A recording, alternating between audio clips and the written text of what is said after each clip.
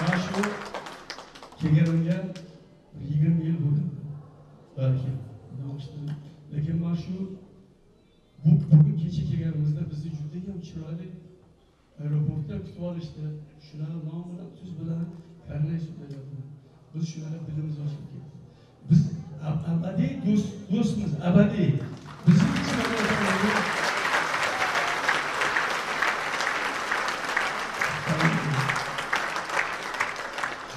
chunki bizni tilimiz boshqa bo'lganda dilimiz bir. Urf odatimiz bir, to'yimiz bir, yeydigan ovqatimiz bir, oshimiz hamma sizlarda ham bizda ham har doim osh. Xudoga shukr.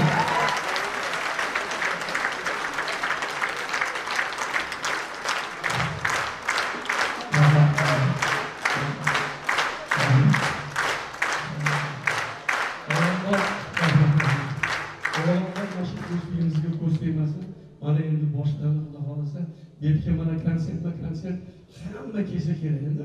Sizlarning xiyoringiz bilan palon chiqsin desa, albatta kelib konsert beradi.